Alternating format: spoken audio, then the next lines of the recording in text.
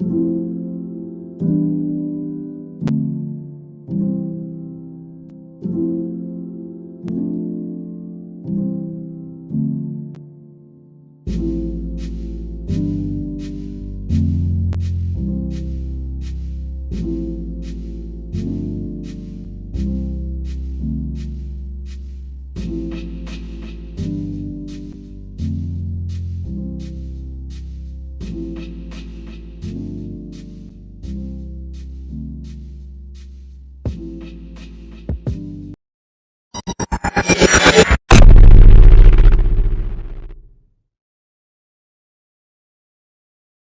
Guys, welcome back to my YouTube channel. ಹೇಗಿದ್ದೀರಾ ಎಲ್ಲರೂ? ಚೆನ್ನಾಗಿದ್ದೀರಾ ಅಂತ ಭಾವಿಸ್ತೀನಿ. ನಾನಿವತ್ತು ಬೆಳಗ್ಗೆನೇ ಸ್ವಲ್ಪ ಬೇಗ ಎದ್ದು ವ್ಲಾಗ್ ಮಾಡೋಣ ಅಂತೇಳಿ ಸ್ಟಾರ್ಟ್ ಮಾಡಿದೆ. ಇವಾಗ ಚಳಿಗಾಲ ಸ್ಟಾರ್ಟ್ ಆಗಿರೋದಕ್ಕೂ ಅದಕ್ಕೂ ಬೆಳಗ್ಗೆ ಅಂತೂ ಬೇಗ ಏಳೋದಕ್ಕೆ ಆಗೋದಿಲ್ಲ, ಸಿಕ್ಕಾಬಟ್ಟೆ ಮಂಜು ಬೀಳ್ತಾ ಇರುತ್ತೆ.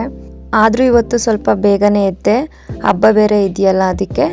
ನೆನ್ನೆ ನಾನು ಹೂವಿನ ಗಿಡಗಳಿಗೆ ನೀರು ಹಾಕಿತ್ತಿಲ್ಲ, ಸ್ವಲ್ಪ ಬಾಡ್ದಂಗೆ ಆಗ್ಬಿಟ್ಟಿತ್ತು. ಅದಕ್ಕೆ ಎಲ್ಲ ಹೂವಿನ ಗಿಡಗಳಿಗೂ ನೀರು ಹಾಕ್ತಾಯಿದ್ದೆ. ಹೂವಿನ ಗಿಡಗಳಿಗೆ ತುಂಬ ಬಿಸಿಲೊತ್ತಲ್ಲಿ ನೀರು ಹಾಕಕ್ಕೆ ಹೋಗಬಾರ್ದು, ಇಲ್ಲ ಬೆಳಗ್ಗೆ ಬೇಗ ಎದ್ದು ಹಾಕಬೇಕು, ಇಲ್ಲಾಂದರೆ ಸಂಜೆ ಹಂಗೆ ಹಾಕಬೇಕು. ಆವಾಗ ಚೆನ್ನಾಗಿ ನೀರು ಹೀರ್ಕೊಳ್ಳುತ್ತೆ. ನನಗಂತೂ ಹೂವಿನ ಗಿಡಗಳು ಅಂದರೆ ಸಿಕ್ಕಾಬಟ್ಟೆ ಇಷ್ಟ. ಅದರಲ್ಲೂ ನನಗೆ ತುಂಬ ಇಷ್ಟ ಆಗೋ ಹೂವಿನ ಗಿಡ ಅಂದರೆ ದಾಸವಾಳ ಹೂವು. ರೋಸ್ ಗಿಡಗಳನ್ನ ಅಷ್ಟಾಗಿ ಇಷ್ಟಪಡಲ್ಲ, ಬಟ್ ಆದರೂ ಚೆನ್ನಾಗಿರುತ್ತೆ, ಬೇಗ ಹೂ ಬಿಡುತ್ತೆ ಅಂದ್ಬಿಟ್ಟು ಒಂದು 4-5 ರೋಸ್ ಗಿಡಗಳನ್ನೂ ನೆಟ್ಟಿದ್ದೀನಿ. ತುಂಬ ಚೆನ್ನಾಗಿದ್ದಾವೆ ಮಾತ್ರ ಎಲ್ಲ ರೋಸ್ ಗಿಡಗಳೂ. ಸ್ವಲ್ಪ ಹೂವಿನ ಗಿಡಗಳಿಗೆಲ್ಲ ಹುಳ ಹತ್ಬಿಟ್ಟಿತ್ತು, ಅದಕ್ಕೂ ನಾನು ಔಷಧಿ ಹೊಡೆದಿದ್ದೆ. ಔಷಧಿ ಎಲ್ಲ ಹಾಕಿದ್ಮೇಲೆ ಸ್ವಲ್ಪ ಕಮ್ಮಿ ಆಗಿದೆ, ಮತ್ತು ಚೆನ್ನಾಗಿ ಚಿಗುರು ಹೊಡೆದಿದೆ ಇವಾಗಂತೂ. ಏನಪ್ಪ ಇದು ತರಕಾರಿಗಳನ್ನೆಲ್ಲ ಈ ಥರ ಪ್ಲೇಟಲ್ಲಿ ಜೋಡಿಸ್ಕೊಂಡಿದ್ದಾಳೆ, ಮತ್ತು ಎಲ್ಗೋ ತೊಗೊಂಡು ಹೋಗ್ತಿದ್ದಾಳೆ ಅಂತ ಯೋಚನೆ ಮಾಡ್ತಿದ್ದೀರಾ? ಇವತ್ತು ಷಷ್ಠಿ ಹಬ್ಬ ಆಗಿರೋದ್ರಿಂದ ನಮ್ಮ ಮನೇಲಿರೋ ತರಕಾರಿಗಳನ್ನ ಈ ಥರ ಒಂದು 4-5 ಮನೆಗೆ ಕೊಟ್ಟು ಬರಬೇಕು. ಹಾಗೆ ಅವ್ರ ಮನೇಲಿರೋ ತರಕಾರಿಗಳನ್ನ ನಮಗೆ ವಾಪಸ್ ಕೊಡ್ತಾರೆ. ಅದನ್ನೆಲ್ಲ ತೊಗೊಬಂದು ಸಾಂಬಾರು ಮಾಡಬೇಕು. ಅದ್ರ ಸಾಂಬಾರು ಜೊತೆಗೆ ಕಿಚಡಿ ಏನಾದರೂ ಮಾಡ್ತಾರೆ ನೋಡಿ. ಈ ಥರ ಪೀಸ್ ಮಾಡಿ ಕಟ್ ಮಾಡಿ ಇಟ್ಕೊಂಡು ಸಾಂಬಾರು ಮಾಡಬೇಕು. ನಾನು ಕಿಚಡಿ ಮಾಡಿತ್ತಿಲ್ಲ, ನನಗೆ ಕಿಚಡಿ ಅಷ್ಟಾಗಿ ಇಷ್ಟ ಆಗೋದಿಲ್ಲ. ಸೊ ಅದಕ್ಕೆ ನಾನು ಪೊಂಗಲ್ ಮಾಡ್ಕೊಂಡಿದ್ದೆ. ಪೊಂಗಲ್ ಜೊತೆಗೆ ನಾನು ಸಬ್ಬಕ್ಕಿ ಪಾಯಸನೂ ಮಾಡಿಟ್ಕೊಂಡಿದ್ದೆ. ಈ ಅಡುಗೆನೆಲ್ಲ ಮಾಡಿದ್ದನ್ನ ವೀಡಿಯೋ ಮಾಡೋಕ್ಕಾಗಿತ್ತಿಲ್ಲ, ಯಾಕಂದರೆ ನನ್ನ ಮಗಳು ವೀಡಿಯೋ ಮಾಡೋಕ್ಕೆ ಬಿಡ್ತಿದ್ದಿಲ್ಲ. ನೋಡಿ, ಇದು ಷಷ್ಠಿ ಸಾಂಬಾರು ತುಂಬ ಚೆನ್ನಾಗಿರುತ್ತೆ. ನಮ್ಮಮ್ಮವರೆಲ್ಲ ಹೇಳ್ತಿದ್ರು, 1 ವಾರಗಟ್ಟಲೆ ಇಟ್ಕೊಂಡು ಊಟ ಮಾಡ್ತಿದ್ವಿ ನಾವು ಅಂತ. ಅಷ್ಟು ರುಚಿಯಾಗಿರುತ್ತೆ ಈ ಸಾಂಬಾರು ಮಾತ್ರ. ನಾನು ಈ ಹಬ್ಬನ ಚಿಕ್ಕದ್ರಲ್ಲಿ ತರಕಾರಿ ಹಬ್ಬ ಅಂತಲೇ ಹೇಳ್ತಿದ್ದಿದ್ದು, ಷಷ್ಠಿ ಹಬ್ಬ ಅಂತ ನನಗೆ ಹೇಳೋಕ್ಕೆ ಬರ್ತಿದ್ದಿಲ್ಲ. ಯಾಕಂದರೆ ಅಮ್ಮ ಪ್ಲೇಟ್ ತುಂಬ ತರಕಾರಿ ಎಲ್ಲ ಜೋಡಿಸ್ಬಿಟ್ಟು ಕೊಟ್ಟರೆ ಹೋಗ್ಬಿಟ್ಟು ತರಕಾರಿ ಹಂಚೋದೇ ಒಂಥರ ಖುಷಿಯಾಗಿರ್ತಿತ್ತು. ಇವಾಗಂತೂ ಅದಂತೂ ಕಮ್ಮಿ ಆಗೋಗಿದೆ. ಏನೇನು ತರಕಾರಿ ಬೇಕು ಅದನ್ನೆಲ್ಲ ನಾವೇ ತೊಗೊಬಂದ್ಬಿಟ್ಟು ಮನೇಲಿ ಸಾಂಬಾರು ಮಾಡ್ಕೊಬಿಡ್ತೀವಿ. ಕಮ್ಮಿ ಈ ಥರ ಹಂಚ್ಬಿಟ್ಟು ತರಕಾರಿ ಸಾಂಬಾರು ಮಾಡೋದೇ ಕಮ್ಮಿ ಆಗೋಗಿದೆ ಈಗಂತೂ. ಈ ಷಷ್ಠಿ ಹಬ್ಬದ ದಿನವೇ ಕುಕ್ಕೆ ಸುಬ್ರಹ್ಮಣ್ಯದಲ್ಲಿ ರಥೋತ್ಸವ ಇರುತ್ತೆ. ಹಾಗೆ ರಾಮನಾಥ್ಪುರದಲ್ಲೂ ಅಷ್ಟೇ ರಥೋತ್ಸವ ಇರುತ್ತೆ. ತುಂಬ ಚೆನ್ನಾಗಿರುತ್ತೆ, ಜಾತ್ರೆ ಎಲ್ಲ ಇರುತ್ತೆ. ನಮ್ಮಮ್ಮ ಅವರು ಬೆಳಗ್ಗೆಯಿಂದನೂ ಉಪವಾಸ ಇದ್ಬಿಟ್ಟು ಹೋಗಿ ಉತ್ತಕ್ಕೆ ತನಿ ಎರೆದ್ಬಿಟ್ಟು ಬಂದು ಪೂಜೆ ಎಲ್ಲ ಆದಮೇಲೆ ಊಟ ಮಾಡ್ತಿದ್ದಿದ್ದು. ಅಲ್ಲಿವರೆಗೂ ಏನೂ ತಿಂತಿತ್ತಿಲ್ಲ. ನಾವೆಲ್ಲ ಅವಾಗ ಚಿಕ್ಕವರಲ್ವ, ಏನಾದರೂ ಕತ್ತಿ ಬಿಸ್ಕೆಟು ಅದು ಇದು ಅಂತ ತಿನ್ಕೊಬಿಡ್ತಿದ್ವಿ. ಹಾಗೆ ಸ್ವಲ್ಪ ಜನ ಈ ಷಷ್ಠಿ ಹಬ್ಬದ ದಿನ ಬರೀ ನೆಲದಲ್ಲಿ ಊಟ ಮಾಡ್ತಾರಂತೆ. ಹಾಗೆ ತಟ್ಟೆ ಏನು ಇಟ್ಕೊಳ್ದಲೇ ಬರೀ ನೆಲದಲ್ಲೇ ಊಟ ಮಾಡ್ತಾರೆ ಅಂತ ಹೇಳ್ತಾರೆ. ಈ ಹಬ್ಬದ ಅಡುಗೆ ಮಾಡಿದ್ರೆ ಮಾತ್ರ ಎಲ್ಲ ಪಾತ್ರೆನೂ ಯೂಸ್ ಮಾಡ್ಕೊಬಿಡ್ತೀವಿ. ಹಾಗೆ ನಾನು ಎಲ್ಲ ಪಾತ್ರೆನೂ ಫುಲ್ ಗುಡ್ಡೆ ಹಾಕ್ಕೊಬಿಟ್ಟಿದ್ದೆ, ವಾಶ್ ಮಾಡಿತ್ತಿಲ್ಲ. ಸೊ ಇವಾಗ ಸ್ವಲ್ಪ ಫ್ರೀ ಆಗಿದ್ನಲ್ಲ ಅಂದ್ಬಿಟ್ಟು ಪಾತ್ರೆಗಳನ್ನೆಲ್ಲ ತೊಳ್ಕೊತಿದ್ದೆ. ನಕ್ಷನು ಮಲ್ಕೊಂಡಿದ್ದಾಳೆ ತಿಂಡಿ ಎಲ್ಲ ತಿಂದು. ಇನ್ನೇನು ಮಧ್ಯಾಹ್ನ ಟೈಮ್ ಆಯಿತು, ನಾನು ಅಡುಗೆ ಮಾಡಿ ಹಬ್ಬ ಎಲ್ಲ ಮಾಡೋ ಅಷ್ಟೊತ್ತಿಗೆ. ಅವಳು ಹೇಳೋಷ್ಟೊತ್ತಿಗೆ ಪಾತ್ರೆ ಎಲ್ಲ ವಾಶ್ ಮಾಡಿಕೊಂಡ್ರೆ ಅವಳ ಜೊತೆ ಟೈಮ್ ಸ್ಪೆಂಡ್ ಮಾಡೋಕ್ಕಾಗುತ್ತೆ. ಇಲ್ಲಾಂದರೆ ಏನು ಕೆಲಸ ಮಾಡೋದಕ್ಕೆ ಬಿಡಲ್ಲ, ಬಂದು ಹಿಂದೆಗಡೆ ನಿಂತ್ಕೊಂಡು ಅಮ್ಮ ಅಮ್ಮ ಅಂತ ಕೂತ್ಕೊಬಿಡ್ತಾಳೆ. ಫುಲ್ ಸಿಂಕೆಲ್ಲ ಕ್ಲೀನ್ ಮಾಡಿದ್ದಾಯಿತು. ಸಿಂಕ್ನ ಕ್ಲೀನ್ ಮಾಡಿ ಪಾತ್ರೆಗಳನ್ನೆಲ್ಲನೂ ಜೋಡಿಸ್ಕೊಂಡಾಯಿತು. ಅಡುಗೆ ಮನೆ ಒಂದು ಕ್ಲೀನಾಗಿದ್ದರೆ ಮನಸ್ಸಿಗೇನೋ ಒಂಥರ ನೆಮ್ಮದಿ.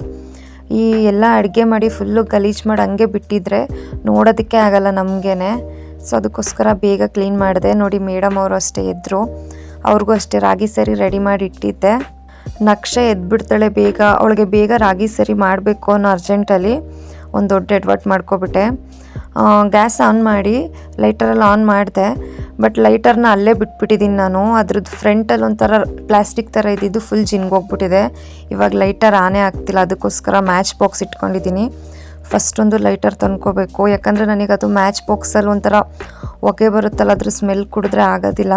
ಅದಕ್ಕೋಸ್ಕರ ಬೇಗ ಹೋಗಿ ಒಂದು ಲೈಟರ್ ತೊಗೊಬರ್ಬೇಕು. ನಕ್ಷನು ಎದ್ಲು. ಅವಳು ಎದ್ದ ತಕ್ಷಣ ಅವಳಿಗೂ ರಾಗಿ ಸರಿ ತಿನ್ನಿಸಿ ಅವಳ ಜೊತೆನೂ ಸ್ವಲ್ಪ ಹೊತ್ತು ಆಟ ಆಡಿ ನಮ್ಮ ಓನರ್ ಮಗಳು ಬಂದಳು. ಅವಳು ಆಟ ಆಡಿಸ್ತಿರ್ತೀನಿ ಅಂತ ಹೇಳಿದ್ಲು. ಅಷ್ಟರಲ್ಲಿ ನಾನು ಹೋಗಿ ಮೇಲೆ ಬಟ್ಟೆ ಒಣಗಾಕ್ಬಿಟ್ಟು ಬರೋಣ ಅಂತೇಳಿ ಟೆರೆಸ್ ಮೇಲೆ ಬಂದೆ. ಸಿಕ್ಕಾಬಟ್ಟೆ ಬಿಸಿಲಿತ್ತು ಮಾತ್ರ. ಬೆಳಗ್ಗೆ ನೋಡಿದ್ರೆ ಹೇಳೋಕ್ಕಾಗ್ದಷ್ಟು ಚಳಿ ಇರುತ್ತೆ.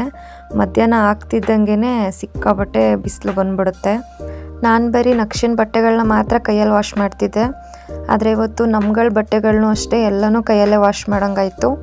ವಾಷಿಂಗ್ ಮಿಷಿನ್ಗೆ ಕಲೆಕ್ಷನ್ ಕೊಟ್ಟಿರೋ ನೀರಿನ ಪೈಪು ಅಲ್ಲಿ ನೀರೇ ಹೋಗ್ತಿತ್ತಿಲ್ಲ, ಫುಲ್ ಲೀಕ್ ಆಗ್ತಿತ್ತು.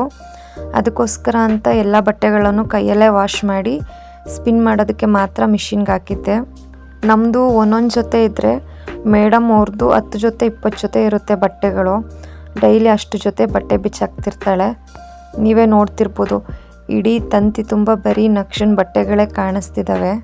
ದೊಡ್ಡವ್ರ ಬಟ್ಟೆನ ಬೇಕಾದರೆ ಒಗೆದ್ಬಿಡ್ಬೋದು. ಈ ಚಿಕ್ಕ ಚಿಕ್ಕ ಪುಟ್ಟ ಬಟ್ಟೆಗಳನ್ನ ಒಗೆಯೋಷ್ಟೊತ್ತಿಗೆ ಸಾಕಾಗೋಗುತ್ತೆ.